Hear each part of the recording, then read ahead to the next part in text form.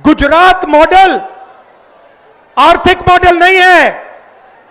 Gujarat model vote चोरी करने का मॉडल है। और इस मॉडल को ये 2014 में नेशनल लेवल पे लाए। आप देखिए, मध्य प्रदेश का चुनाव चोरी किया, हरियाणा का किया, महाराष्ट्र का किया। हम कुछ बोलते नहीं थे क्योंकि सबूत नहीं था, मगर महाराष्ट्र में सबूत मिल गया। इन्होंने कुछ ज्यादा कर दिया।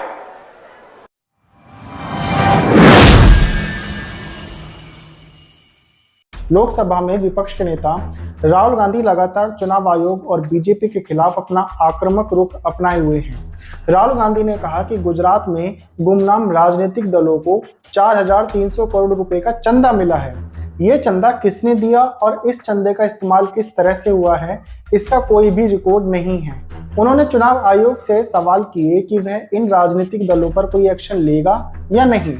इन गुमनाम 10 पार्टियों ने सिर्फ 39 लाख रुपए खर्च किए हैं, जबकि ऑडिट में कई सौ करोड़ का खर्च दिखाया गया है। आपको क्या लगता है, अगर इस देश में वोट चोरी हुई है तो वह सिर्फ वोटों की हेराफेरी तक सीमित होगी? जवाब है नहीं। पूरा का पूरा तंत्र जुड़ा होता है। गृह मंत्री अमित शाह की भाषा में बोले तो पूरी की पूरी क्रोनोलॉजी जुड़ी हुई होती है। कौन है ये राजनीतिक पार्टियां जिनका कोई नाम तक नहीं जानता है और हजारों करोड़ रुपयों का चंदा मिल गया? इनका नाम किसी ने सुना तक नहीं है। इन पार्टियों ने बहुत ही कम मौकों पर चुनाव लड़ाए या चुनाव पर खर्च किया है। चुनाव आयोग के रहते ये सब हो रहा है। कैसे हो रहा है? चुनाव आयोग चाहे तो वह इन दावों को आधारहीन बता सकता है, लेकिन सच तो यही है कि चुनाव आयोग के रहते ये सब हो रहा है। बेशक से मीडिया में राहुल गांधी का दावा खबर ना बने, लेकिन राहुल गांधी ने जो दावा किया है उसे लोकतांत्रिक देश में किसी भी स्तर पर बर्दाश्त नहीं किया जाना चाहिए।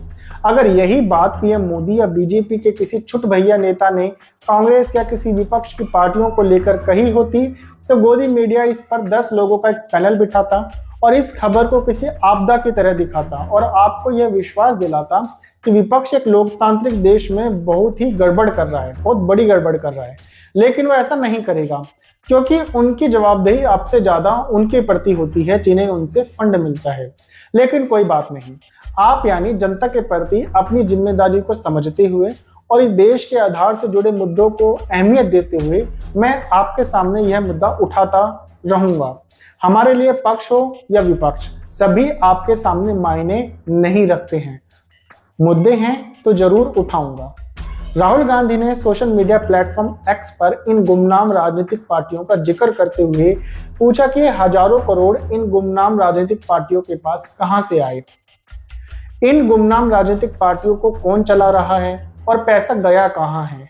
क्या चुनाव आयोग जांच करेगा या फिर यहां भी पहले एफिडेविट मांगेगा या फिर कानून ही बदल देगा ताकि ये डेटा भी छिपाया जा सके? गुमनाम पार्टियों की आड़ में क्या कुछ खिचड़ी पक रही है? जानेंगे इस वीडियो में। आप मेरे साथ अंत तक बने रहिए।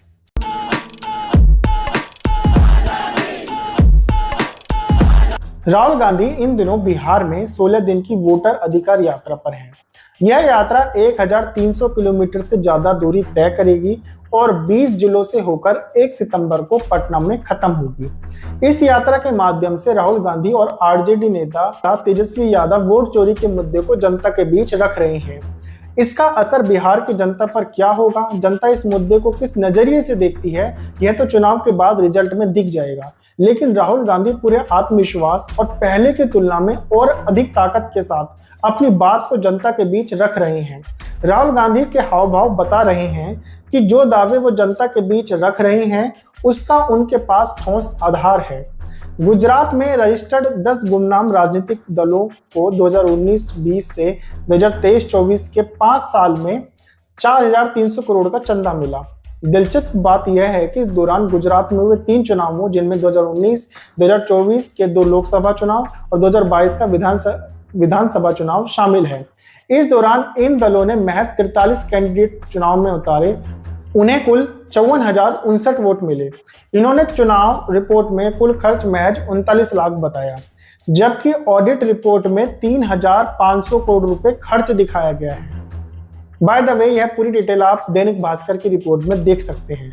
भारत में गैर सरकारी संगठन जो चुनाव सुधारों पर काम करता है, उन्होंने अपनी रिपोर्ट में कुछ चौंकाने वाले खुलासे किए हैं। एसोसिएशन फॉर डेमोक्रेटिक रिफॉर्म यानी एडीआर की रिपोर्ट के मुताबिक देश में नाम मात्र के वोट पाने वाली रजिस्टर्ड गैर मान्यता प्राप्त राजनीतिक पार्टियों की आय 2022-23 में 223% तक बढ़ गई। बताइए, ये कौन लोग हैं जो इन राजनीतिक पार्टियों को भर भर के पैसा दे रहे हैं? कहीं ऐसा तो नहीं कि इसके पीछे कुछ और ही खेल चल रहा है और जनता को जवाब देने के लिए चंदा को मोहरा बनाया गया है? रिपोर्ट के मुताबिक देश में 2,764 गैर मान्यता प्राप्त राजनीतिक पार्टियां हैं। इनमें से 73% से ज्यादा ने अपने फाइनेंशियल रिकॉर्ड ही सार्वजनिक नहीं किए। केवल 739 रजिस्टर्ड गैर मान्यता प्राप्त पार्टियों ने अपना रिकॉर्ड साझा किया है। रिपोर्ट में इन्हीं पार्टियों का एनालिसिस किया गया है। रिपोर्ट से पता चला है कि गुजरात की ऐसी 5 पार्टियों की कुल आय 2,316 करोड़ रही। इनमें से एक साल की आमदनी 1,158 करोड़ थी, जबकि बीते 5 सालों में हुए चुनावों में इन्हें सिर्फ 22,000 वोट मिले। इन पांचों दलों ने 2019 से 2024 के बीच 2 लोकसभा और 1 विधानसभा चुनाव में कुल 17 उम्मीदवार खड़े किए, लेकिन कोई जीत नहीं सका। इनमें से 4 दल 2018 के बाद रजिस्टर्ड हुए हैं। गुजरात मुख्य चुनाव आयुक्त की कंट्रीब्यूशन रिपोर्ट के मुताबिक इन गुमनाम दलों को 23 राज्यों के दानदाताओं से चंदा मिला है।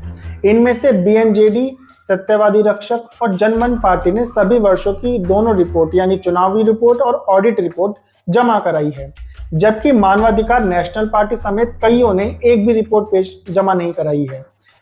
एडीआर के founding member professor Jagdeep Chhokar ने कहा कि सही माना जाए तो पैसों की चोरी तो हुई है। दलों ने चुनावों में बहुत कम खर्च किया है और ऑडिट रिपोर्ट में ज्यादा खर्चा दिखा रहे हैं।